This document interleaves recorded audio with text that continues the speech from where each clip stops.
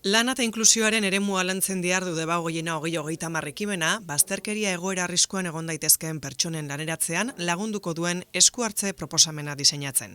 Bai, pertsonen gizarteratzeko azkenian laneratzia nik izango nuke ezinbestekoa dela.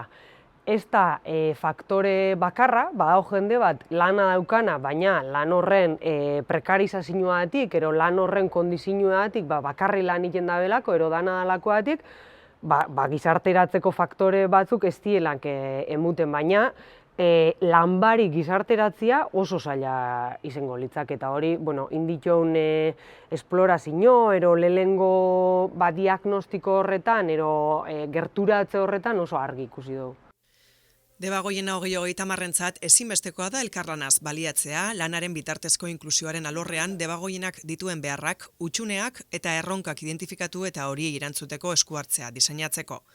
Hala, Debagoieneko gizarteratze eta laneratze sarearekin batera dabil esku hartze hori garatzen. Debagoieneko gizarteratze eta laneratze saria, sare hori eratuta zegoen mankomunidadian baitan, eta bertan parte hartzen da hirugarren sektore sozialeko eragile ezberdinak. Hau da, bazterkeria egoeran daen pertsonekin lan egiten daben eragileak. Orduan, guri ezinbestekoa pentsatzen jakun, ja era hortako sare bat antolatuta baldin badago eta baldin badago koordinaziorako gune bat, lana eta inklusioan esku hartze eremu hau, horren bidez, ero sare horrekin lankidetzan abiatzea. Naturalena pentsatzen jakun, hori izetia gunia lana eta inklusioan esku hartze eremu hau lantzeko. Enplegu bereziko enpresak, txertaketa enpresak edo formaziora bideratutakoak ari dira parte hartzen prozesu horretan. Hala nola, Lanbide, Emaus, Bizikasi Miguel Altuna, Mankomunitateko Garapen Agentzia, Kaleska, Zabaltzen Sartu, Bidebarri, Arizmendi Lanbide Astapena, Aretxabaletako Lanbide Eskola, Daiteke, Mondragon Goi Eskola Politeknikoa, Katea Legaia eta Bastida. Esan bezala, elkarrekin, bazterkeria egoera arriskuan egon daitezkeen pertsonen laneratzean eragingo duen esku hartze proposamen bat sortzea da helburua. Prozesuan parte hartzen diharduten eragileek balioan jarri dute sarean eta elkarrekin lan egiteak duen indarra. Sinetxirik baitaude inpaktuzko emaitza bat lortzeko bide egokia izan daitekeela. Helburua hori da. Azken finean, zaurgarritzasun egoeran daren pertsonei, eskaintza konkretuak eta ibilbide definituak apur bat ematia. Eta hori egiteko ezinbestekoa da eragile bate baino gehiago parte hartzia horretan eta bultzatu ahal izateko zelabait eskaintza integratu hori.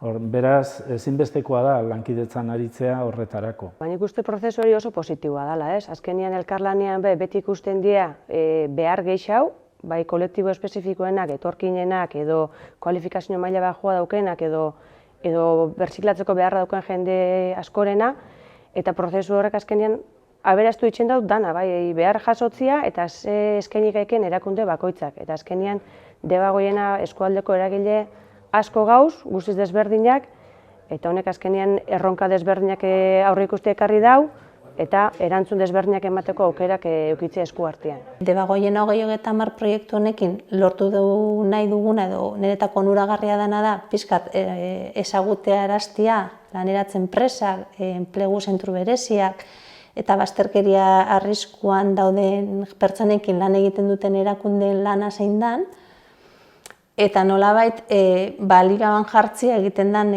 lana pertsona hauekin. Eta baita sarean egiten den elkarlan hau indartzea eta aurrera ataratzea. Bazterkeria sozial egoeran dauden pertsonen artean, formazio beharra dutenendako edo enpresa arruntetan laneratzeko aukera gutxi dutenendako esku hartzeak proposatzeari ekin diote parte hartzaileek.